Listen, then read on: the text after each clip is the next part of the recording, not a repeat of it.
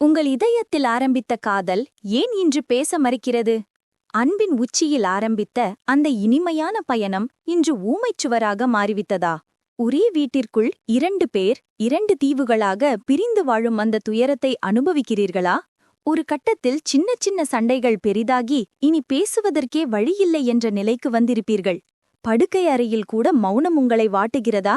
சண்டையை தீர்ப்பதற்கு பதிலாக முறித்துக் கொள்ளலாம் என்று மனது முடிவெடுத்த நொடி உங்களுக்கு நினைவிருக்கிறதா? உங்கள் வாழ்வில் நம்பிக்கையின் கடைசி புள்ளி இதுதான். இன்றைக்கு உளவியலில் நிரூபிக்கப்பட்ட உங்கள் துணைவரின் மனதை முழுமையாக திறக்கும் 3 மந்திர வார்த்தைகள் என்னவென்று பார்க்கப் போகிறோம். இந்த வார்த்தைகள் வெறும் உதடசைவுகள் அல்ல. இது உங்கள் இதயத்தில் இருந்து வரக்கூடிய அந்த பழைய அன்பை மீண்டும் உயிர்ப்பிக்கும் ஒரு உயிர் மூச்சு. இந்த காணொளியில் என்னுடன் பயணித்து உடைந்த உறவை சொர்க்கமாக்கும் கலை என்னவென்று தெரிந்து கொள்ளுங்கள். எந்த வார்த்தையை எப்போது சொல்ல வேண்டும்? இறுதி வரை பாருங்கள். நம்பிக்கையுடன் தொடங்குவோம்.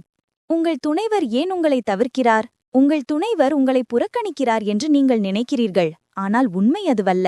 அவர் உங்களிடமிருந்து விலகிச் செல்லவில்லை, உணர்ச்சிகளிடமிருந்து விலகிச் செல்கிறார். அது ஏன் என்று பார்ப்போம். உறவுகள் பேசுவதை நிறுத்தும்போது அங்கே 4 சுவர்கள் எழுகின்றன. முதல் விரிச்சல், நியாயம் தேடல்.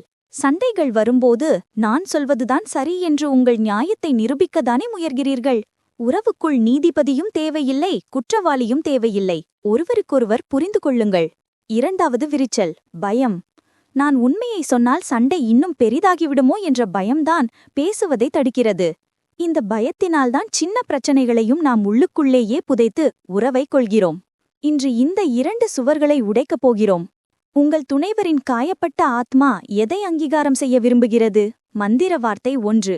நான் உன்னை முழுமையாக புரிந்து கொள்கிறேன். இந்த வார்த்தையின் எடை என்னவென்று தெரியுமா? இதை சொல்லும்போது நீங்கள் அவர் தரப்பு நியாயத்தை ஒத்துக்கொள்வதாக அர்த்தமல்ல. அவர் உணரும் வலியை நீங்கள் உணர்கிறீர்கள் என்று அர்த்தம். உதாரணமாக, அவர் சண்டையில் கோபமாக பேசினாலும் நீங்கள் நீ ஏன் கோபப்படுறேன் எனக்கு புரியுது என்று சொல்லும்போது கோபத்தின் சுவரை உடைக்கிறீர்கள். இந்த வார்த்தை பூட்டிய எல்லா சாவியையும் திறக்கும் திறவுகோல். உங்கள் துணைவரின் நியாயத்தை தேடும் மனதை இந்த ஒரு வார்த்தை எப்படி சமாதானப்படுத்துகிறது என்று பாருங்கள். காயத்தை ஏற்றுக்கொள்ளும் மனம். முதல் வார்த்தையை பயன்படுத்தியவுடன் உங்கள் துணைவரின் எதிர்ப்பு உடனடியாக குறையும். ஆனால் உங்கள் மீது இன்னும் முழு நம்பிக்கை வராது. ஏனா இதுவரை நடந்தது எல்லாமே உங்களுடைய தவறுகள்தான் என்று அவர் ஆழ்மனதில் நம்பலாம். அந்த நம்பிக்கையை மாற்ற வேண்டும். நாம் பேசுவதை நிறுத்துவது ஏன்? நாம் ஏதாவது பேசினால் நம்மை எதிர்ப்பாரோ என்ற பயம்தான். உறவுகளை சரிசெய்ய நீங்கள் துணியும்போது முதலில் உங்களின் தவறை ஒப்புக்கொள்ள வேண்டும். மந்திர வார்த்தை 2. இது முழுக்க என்னுடைய தவறுதான். நீங்கள் எந்த தவறும் செய்யவில்லை என்றாலும் இதை ஏன் சொல்ல வேண்டும்? நீங்கள் உங்கள் துணைவரிடம் இந்த சண்டை இவ்வளவு தூரம் வந்ததற்கு என் பொறுப்பற்ற அணுகுமுறைதான் என்று சொல்லுங்கள். உறவில் ஏற்படும் பாதிப்புகளுக்கு நீங்களும் காரணம் என்பதை இந்த வார்த்தை ஆத்மார்த்தமாக ஒப்புக்கொள்கிறது. இந்த வார்த்தையின் பலம் என்னவென்றால் உங்கள் துணைவர் இனிமேல் தற்காத்துக் கொள்ள வேண்டிய அவசியமே இல்லை. நீங்கள் உங்கள் துணைவர் செய்த தவறுகளைப் பற்றி பேசப் போகிறீர்கள் என்று எதிர்பார்த்தால் இந்த வார்த்தை அவரை முற்றிலும் திகைக்க வைக்கும். இதை சொல்லும்போது நீங்கள் பலவீனமடையவில்லை, மாறாக உறவில் அதிக பலம் கொண்டவராக மாறுகிறீர்கள். இந்த 2 வார்த்தைகளையும் பயன்படுத்தும்போது உங்கள் துணைவரின் மனநிலை எப்படி இருக்கும் அதையும் பார்க்கலாம். முதல் 2 வார்த்தைகளால் உங்கள் துணைவர் உணர்ச்சி ரீதியாக அமைதியாகிவிட்டார். அவர் உங்களை தாக்கி பேசுவதை தவிர்த்து உங்களுடன் இணைந்திருக்க தயாராகிறார். ஆனால் அவர் மனதில் இன்னும் ஒரு பயம் இருக்கும். இன்று பேசுவான், நாளை மீண்டும் எல்லாமே பழையபடி ஆகிவிடுமோ என்ற பயம். முறிவின் விளிம்பில் நிற்கும் எல்லா உறவுகளுக்கும் எதிர்காலம் குறித்த இந்த அச்சம் இருக்கும். இந்த அச்சத்தை நீக்க நீங்கள் ஒரு வாக்குறுதியை வழங்க வேண்டும். மந்திர வார்த்தை 3. நாம் நம்முடைய உறவை சரி செய்யப் போகிறோம். இது வெறும் பேச்சு அல்ல, இது ஒரு உறுதிமொழி. நீங்கள் நான் உன்னை விட்டும் இந்த உறவை விட்டும் எங்கும் போக மாட்டேன் என்று உங்கள் துணைவரின் ஆழ்மனதுக்கு சொல்கிறீர்கள். எல்லாமே முடிந்துவிட்டது என்ற கடைசி சுவரை இந்த வார்த்தை உடைக்கிறது. நீங்கள் என்ன சொல்ல வேண்டும்? நாம் இருவரும் சேர்ந்தே இந்த சிக்கல்களை சரி செய்வோம். நான் உனக்கு உறுதுணையாக இருப்பேன். இந்த 3 வார்த்தைகளின் வரிசை மிகவும் முக்கியம். முதலில் அவர் வலியை புரிந்து கொண்டீர்கள். இரண்டாவது, உங்களுக்கு பொறுப்பு இருப்பதே ஒப்புக்கொண்டீர்கள். மூன்றாவது, எதிர்காலத்துக்கு உறுதியளித்தீர்கள்.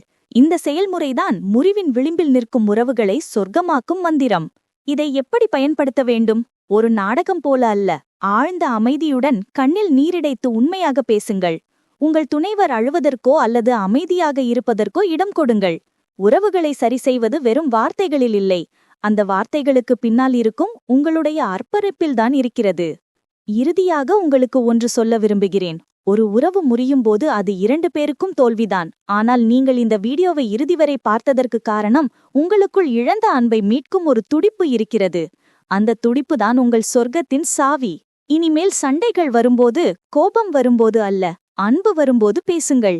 இந்த 3 வார்த்தைகள் உங்கள் இல்லத்தை மீண்டும் அமைதி பூங்காவாக மாற்றும்.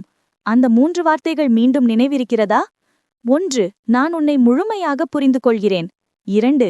இது முழுக்க என்னுடைய தவறுதான். 3. நாம் இந்த உறவை சரி செய்யப் போகிறோம்.